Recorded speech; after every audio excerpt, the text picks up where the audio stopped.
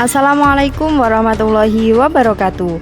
Perkenalkan, kami dari kelompok 4 akan mempresentasikan tentang pendidikan yang berpihak dan memerdekakan peserta didik dalam pendidikan abad 21. Video ini kami buat untuk memenuhi salah satu tugas mata kuliah Filosofi Pendidikan Indonesia. Kelompok 4 beranggotakan Hani Abdurrahmah, Ira Marwiguna, Kartika Eka Mustikayani, Naili Hidayati, Nur Rahim Wijaya, dan Yusfrinka Adi Sanjaya Putra. Sebelum menjawab beberapa pertanyaan pemantik, kami akan membahas beberapa hal. Yang pertama, pendidikan yang berpihak pada peserta didik. Untuk yang kedua, mengenai pendidikan yang memerdekakan peserta didik dan pendidikan pada abad ke-21. Pendidikan yang berpihak pada peserta didik merupakan pendidikan yang menuntun tumbuhnya potensi-potensi, minat, bakat, serta sesuai dengan kodrat alam dan kodrat zaman. Pendidikan yang berpihak pada peserta didik menekankan pada minat, kebutuhan, dan kemampuan individu dengan menghadirkan model dan metode belajar yang menggali motivasi untuk membangun kebiasaan anak menjadi pembelajar sejati, serta selalu ingin tahu terhadap informasi dan pengetahuan. Pada proses pembelajaran, guru sebagai fasilitator yang akan memberikan motivasi peserta didik. Munculnya potensi anak tergantung pada rangsangan yang diberikan oleh guru dan orang tua. Oleh karena itu, guru dan orang tua dalam didik hendaknya dengan menuntun penuh kasih sayang dan peduli terhadap peserta didik. Karakteristik pendidikan yang berpihak pada peserta didik. Yang pertama, manusia merdeka. Kedua, mengembangkan potensi, bakat, dan minat. Ketiga, kodrat anak. Pertama, manusia merdeka. Tujuan utama pendidikan yaitu agar anak selamat dan bahagia sebagai individu maupun sosial. Menurut Ki Hajar Dewantara, setiap anak adalah manusia merdeka, sehingga pendidikan harus berpihak pada peserta didik agar peserta didik dapat selamat dan bahagia, baik sebagai manusia maupun sebagai anggota masyarakat. Kedua, mengembangkan potensi bakat dan minat. Pendidikan yang berpihak pada peserta didik adalah pendidikan yang memperhatikan potensi, minat, dan bakat masing-masing peserta didik. Potensi berarti kemampuan yang mempunyai kemungkinan untuk dikembangkan, kekuatan, kesanggupan, dan daya. Bakat merupakan kemampuan bawaan yang dimiliki manusia, sedangkan minat tercipta karena adanya ketertarikan kuat atas sesuatu. Yang ketiga yaitu kodrat anak. Pendidikan yang berpihak kepada peserta didik merupakan pendidikan yang dielaborasi terkait kodrat alam dan kodrat zaman. Ki Hajar Dewantara mengingatkan bahwa pendidikan anak sejatinya menuntut anak supaya dapat mencapai kodratnya sesuai kodrat alam dan zamannya. Pendidikan yang memerdekakan peserta didik. Pendidikan yang memerdekakan menurut Ki Hajar Dewantara adalah suatu proses pendidikan yang meletakkan unsur kebebasan peserta didik untuk mengatur dirinya sendiri, bertumbuh dan berkembang menurut kodratnya secara lahiriah dan batiniah. Pendidikan yang memerdekakan adalah proses pendidikan yang menuntun peserta didik dalam mengembangkan potensi-potensi positif yang ada dengan dilandasi adanya kebebasan dalam mengeksplorasi potensi-potensi tersebut. Peserta didik bebas dari tekanan, baik dari luar maupun dalam diri. Meskipun demikian, pendidikan yang memerdekakan peserta didik tetap harus mendapatkan tuntunan atau sering disebut sistem Among. Pada abad 21 ini, pendidikan berfokus agar menghasilkan sumber daya manusia yang memiliki keterampilan terdiri dari berpikir kritis, kreatif, komunikatif, dan kolaboratif. Melalui pendidikan yang berpihak kepada peserta didik dan memerdekakan peserta didik, keterampilan abad 21 dapat diberdayakan. Slide selanjutnya, pendidikan abad 21. Merdeka Belajar adalah suatu gagasan yang membebaskan para guru dan peserta didik dalam menentukan sistem pembelajaran. Tujuannya adalah untuk menciptakan pendidikan yang menyenangkan bagi peserta didik dan guru, karena pendidikan di Indonesia selama ini seolah-olah masih terbelenggu dan belum memerdekakan peserta didik dalam bereksplorasi untuk mengembangkan potensi, minat, dan bakatnya sehingga pelaksanaan pendidikan yang berpihak pada peserta didik belum berjalan seutuhnya. Praktik pendidikan yang memerdekakan dan berpihak pada peserta didik dalam pendidikan abad ke-21. Yang pertama, memberikan kesempatan kepada peserta didik untuk menyampaikan pendapat. Yang kedua, pembelajaran memanfaatkan keterampilan literasi digital.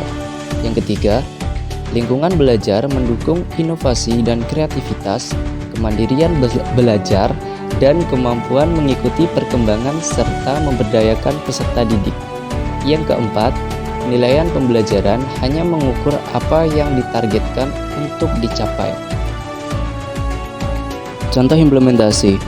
Dalam melaksanakan pendidikan yang berpihak pada peserta didik dan memerdekakan peserta didik, guru harus melakukan kegiatan pembelajaran yang didasarkan pada potensi, minat, dan bakat masing-masing peserta didik atau sesuai dengan keinginan peserta didik sendiri. Misalnya dengan pembelajaran berdiferensiasi. Melalui pembelajaran berdiferensiasi, maka peserta didik dapat merdeka belajarnya sesuai dengan gaya belajar, minat, bakat, dan potensinya sehingga peserta didik dapat belajar sesuai dengan dirinya masing-masing. Selanjutnya kami akan menjawab pertanyaan-pertanyaan yang ada pada LMS. Yang pertama, apa praktik baik yang telah dilakukan oleh sekolah-sekolah pada video yang diobservasi mahasiswa tentang pendidikan yang berpihak dan memerdekakan peserta didik? Berdasarkan video yang telah kelompok kami amati, praktik baik yang ada di setiap video tersebut adalah sebagai berikut. Video pertama, sekolah kembang. Pada sekolah kembang ini, para pendidik memberikan motivasi sejak dini kepada anak-anak sekolah kembang dan menumbuhkan rasa untuk belajar dengan memotivasi dan mengemas pembelajaran dengan penuh kegembiraan dan berpusat pada anak-anak. Di sekolah kembang ini, peserta didik diajarkan untuk menentukan tujuan pembelajaran sampai dengan proses merefleksikan proses pembelajaran. Video kedua adalah sekolah Erudio. Pada video tersebut, sekolah Erudio merupakan sekolah yang dalam proses pembelajarannya menerapkan kesepakatan atau perjanjian bersama yang dijalankan oleh seluruh pihak warga sekolah. Jadi kesepakatan ini bersifat untuk dijalankan oleh semua pihak. Dengan adanya kesepakatan ini, semua dapat berjalan dengan baik dan saling menghormati. Model pembelajaran yang ada di sekolah Erudio berbasis proyek dan riset. Peserta didik yang bersekolah di sekolah ini tidak hanya belajar dengan guru kelasnya saja, melainkan sekolah menyediakan fasilitas atau mendatangkan ahli untuk peserta didik. Proses pembelajaran inilah yang juga menjadi penilaian bagi sekolah, tidak hanya nilai akhir saja. Video ketiga, SDN 010 Bongan. Di sekolah SDN 010 Bongan yang menerapkan memerdekakan peserta didik dan memerdekakan pembelajaran sangat memperhatikan aspek lingkungan, yaitu dengan memperhatikan kondisi lingkungan sekolah. Dalam hal ini, termasuk fasilitas dan sarana prasarana yang ada di sekolah. Selain fasilitas dan sarana prasarana, SDN 010 Bongan juga membuat dan memelihara kebun sekolah. Ada kandang kambing dan kolam ikan yang semuanya itu dapat berguna sebagai penunjang proses pembelajaran bagi peserta didik dengan melihat dan menerapkannya secara langsung proses merawat dan memelihara kambing dan ikan tersebut.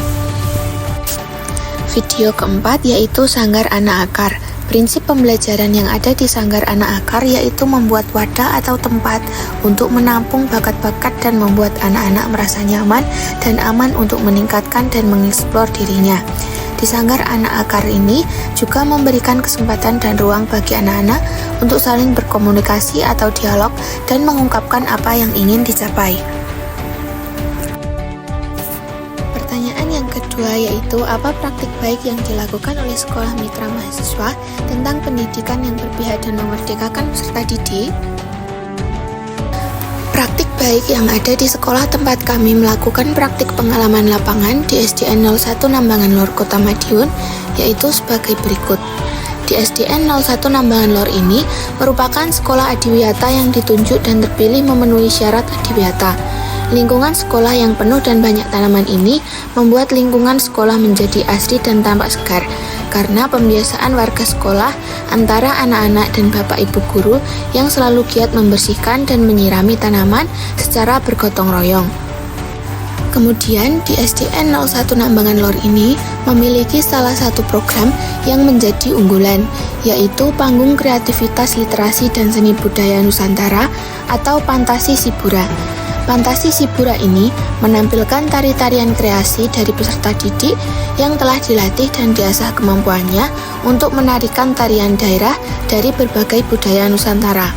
Peserta didik kelas bawah biasanya dilatih oleh guru kelasnya masing-masing, sedangkan peserta didik kelas atas diberikan kebebasan untuk berlatih secara mandiri di sanggar tari ataupun mencari referensi dari sumber yang lain, yaitu YouTube. Dari program ini bermanfaat untuk melestarikan budaya Indonesia, mengembangkan potensi-potensi diri dari peserta didik, dan pihak sekolah juga dapat mengikutsertakan peserta didik yang berbakat untuk mewakili sekolah dalam lomba tingkat kecamatan maupun tingkat kota Madiun. Kemudian program baik yang ada yaitu pembiasaan setiap hari Jumat, yaitu Jumat Religi. Di Jumat Religi ini, seluruh peserta didik berkumpul di halaman sekolah dan bersama-sama melafalkan Asmaul Husna, membaca Yasin, hafalan surat-surat Al-Quran, dan dilanjut berjamaah sholat duha. Dengan pembiasaan ini dapat membentuk akhlak dan kebiasaan peserta didik dalam religius dan aspek agama.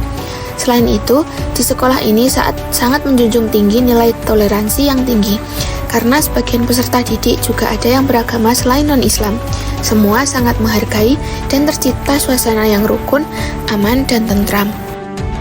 Pertanyaan ketiga, bagaimana mewujudkan pendidikan yang berpihak dan memerdekakan peserta didik dalam implementasi kurikulum merdeka?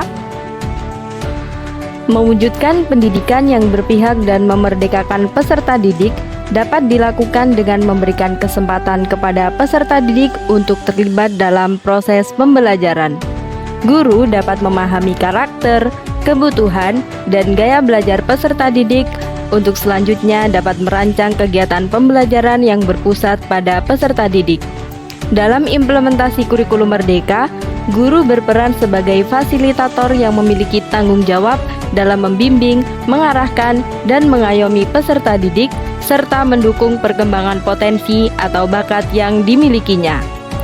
Selain itu, dalam proses penyelenggaraan pendidikan juga dibutuhkan dukungan dan sinergitas yang baik dari berbagai pihak, seperti keluarga dan masyarakat, guna menciptakan lingkungan belajar yang aman, nyaman, dan berpihak pada peserta didik sebagai upaya mewujudkan merdeka belajar.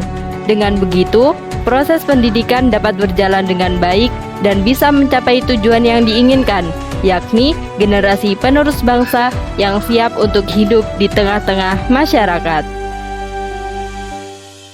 Demikian presentasi dari kelompok kami. Terima kasih. Wassalamualaikum warahmatullahi wabarakatuh.